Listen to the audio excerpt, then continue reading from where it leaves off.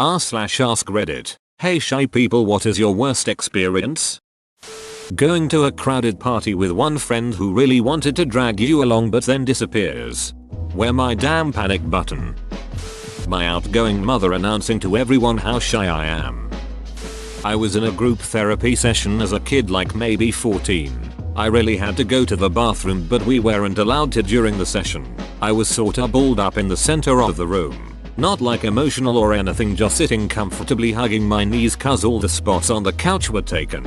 Some girl had just finished telling a story of her abuse. She was crying and there was no other sound. Was sort of that awkward but respectful silence that fills the space when you wanna be supportive but saying anything at all would somehow seem inconsiderate. It was into this yawning void that I farted. I knew it was coming. It'd been staving off the gurgling in my stomach for some time now. It'd broken into a sweat already with the sheer effort of will to delay the inevitable. It was no use. I tried to discreetly shift my weight and maybe muffle the sound. I failed. This was neither silent nor deadly. It effortlessly shattered the silence like sledgehammer versus a Christmas ornament. Another moment of silence swallowed the sound, but it was a void of disbelief. Then some kid yelled as loud as they could. Jen farted, and the entire room collapsed into helpless laughter while I promptly turned to stone and died on the spot. Hopefully it gave the crying girl a giggle too. It actually did. It's pretty hard not to give in to the absurdity of the moment. You know if you're not the one who farted anyways. I am a bit shy when first meeting people, so after getting to know me, I often hear when I first met you, I thought you were such a beach. Cool. I get told that I seem intimidating, which I always find bizarre.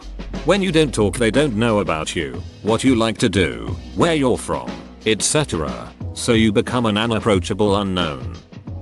When you talk and people say things like, oh I didn't know you could talk, or this is the first time I hear you talking. In the same vein as this, when I was a shy kid instead of a shy adult, I'd spend quite a while in my bedroom in order to get personal space away from my family, who are all chatterboxes. Almost every time I finally came out into the family room for a little bit of socializing, everyone would always make a huge deal of seeing me. I didn't even know you were here. Wow, she's socializing. She's out of her cave. And so many other things always said so derisively. Always made me just want to go back into my room to hide. As a kid, my shyness was crippling. I got locked in the toilet in school. Started yelling, crying. And the teacher had to remove the lock to get me out. The whole class was standing behind him, looking at me. I was in elementary and took a bus home each day. I missed my stop and I was so terribly shy and quiet the bus driver didn't hear me. He went on to pick up high school students and didn't notice I was still on the bus. The high school students were so sweet and kind. They alerted the bus driver and he took me home. My mom was freaking out by the time I got home.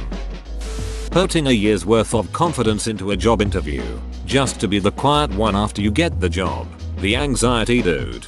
It's always frustrating as hell. Your first few weeks while getting comfortable with everyone, you just keep asking yourself, if I could interview so well, why the hell is it taking so long to be able to talk with my coworkers? Went to a party. Guy I've never met walks up to me, shakes my hand, and says hello. What's your name? Where were you born? Where will you die? What's in between? Not letting go of my hand the whole time. I completely locked up. Had no idea what to say. Okay, my name's John. I was born in Milwaukee. Judging by this conversation, I'm probably going to die at this party and the in-between will be you murdering me. Nice to meet you. Edit. Haha. That's not my real name and I'm not from Milwaukee, but thanks for all the awards. My shy buddy hated ordering coffee at the Starbucks in the Barnes & Noble bookstore. They cannot accept your order and take your money. They had about 6 questions they have to ask first. She couldn't stand it. I'd like a medium coffee. Them. Do you want light roast or dark roast? We don't have medium. We have tall. Okay. Do you need space or cream? What's your name? Are you part of the bookstore club? Are you part of the Starbucks points? I'm not sure if I'm remembering it right, but I think at least once she panicked and walked away mid-interrogation. It's worst when English is not your first language. While going to college, I interned for the state's largest business development corporation. In a meeting with C-suite executives, the top dog was just making friendly conversation before we got started and asked me what classes I was taking. To set the picture, I am just the pew note taker and would never expect anyone to even notice that I was there, let alone put me on the spot with a long table of successful professionals staring at me. I blacked out. Zero brain function. I mumbled a few inaudible grunts and ums before having no choice but to admit that I couldn't remember. Oh my dog. I wanted to die. The looks of confusion and the awkward century that it took to switch topics amongst themselves still haunts me before bed. I wouldn't say this is my worst experience, but it's amusing to me. I was setting up a network in a small satellite office and was still working when the last other person left. It was nighttime and they didn't see me or know I was still there, so they turned out all the office lights as they left. I left them off because I enjoy working in the dark and do it often. After like an hour, another worker came back into the office to do something or another, and rather than have to say hi, I opted to hide under the desk I was at in an open office as a 35-year-old man. I'm not sure why I did that, but luckily they didn't notice me and left again after about 15 minutes. I was at a friend's house. His parents used to scare me. The dad had a thick Asian accent, and due to my nerves, I guess I wasn't paying attention. Didn't realize the dad was full on asking how I was, and I just stood there awkwardly. I thought he was speaking to his son in Cantonese. I still think about this. I never corrected my boss when she mixed up my name on the first day. I had already introduced myself to some people by my real name. The other half of people my boss introduced me to called me another. I felt too shy to correct her in front of the group. It just led to more awkward conversations, as the two names were completely different. I have a bar that I used to go to in the before times, where I would play darts with some friends. It's a small bar, so the one bartender learned most people's names. It was after a few weeks that I realized that he was calling me the wrong name. I thought the previous times he had been talking to someone else. It's been too long now, so I won't correct him. Mandatory speech class when I was a freshman in college. I'd do the thing, then go back to my dorm and throw up. Really freaked out my roommate, who I barely spoke to. 5 speeches that semester. It was a nightmare. I really fucking hate public speaking with a passion. For my speaking exam in year 10, I was allowed to do it with just the teacher and a couple friends of my choice to be the audience. Then in year 11 we was told they lost our results, so we had to do it again. I cried in class but was too shy to tell anyone why. Had to do it in front of the whole class but was allowed to just stand at my desk. Didn't help much and I still hate it. I went from being the anxiously shy kid to the anxiously talkative person that has no filter and people find annoying. The worse the social tension gets. The more I talk, the worse I make it. The more I talk. I had a roommate and I lived with for 2 months while I subletted a room.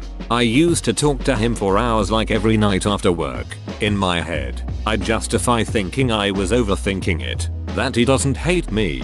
Why would he talk to me for so many hours? But then again, we never hung out outside the apartment. We're both busy. That's it. He's never called me back or talked to me since I moved out. Kinda hard to dismiss the he thought you were crazy and only appeased you because he thought you would murder him in his sleep explanation. Well anyway, it turns out I can't avoid being psychotically talkative and later screaming into my pillow regretting it if I just avoid people. My by far worst experience was living together with a roommate. I wasn't able to talk to them and I thought they hate me. Okay everyone. Before we begin, why don't we go around the room and tell us a little about yourselves? I was having coffee with a friend one day. We had just been to the gym, so I thought I was looking pretty disheveled. But maybe not, because a guy came up to us and slid me a piece of paper with his number on it. He said he had seen me while driving by and thought I was beautiful and just had to stop and say hello. I was so caught off guard and just naturally awkward around strangers period, that the only thing I could blurt out was, "If you think I'm cute now, you should see me when I've bathed." He walked away. My friend laughed. I was embarrassed for days. That would have made me like you more. That's funny. I hate video calls. I was going to drive 1.5 hours to my college to talk to a professor in person instead of just video calling to follow up on something. I have a theory on this one because I feel the same way. In-person interactions usually allow for a deeper level of connection when it's someone you are already familiar with that can make us shy people less anxious. Something that you totally lose over a video call. Sat at the back of the class in Spanish when the teacher from the front asks a question. Being the little nerd I was in school, my hand shot up. The teacher then looked over, pointed directly at me and said, "See, Señorita." I was a very feminine, underdeveloped and late through puberty 15-year-old boy with longer than usual hair. I stopped answering any teacher's questions willingly from that point. Someone took my order from the shelf at the online order station at Chipotle and I waited 45 minutes after the time it was supposed to be done before saying anything because I didn't want to be rude. Not the little worst thing to happen to me, but it is what stopped me from going to Chipotle. Whoa, you made it to the end? You're a ducking beast. I'll cut you a deal. Smash like and subscribe for more curated content, bruh. It's free and that's a great price.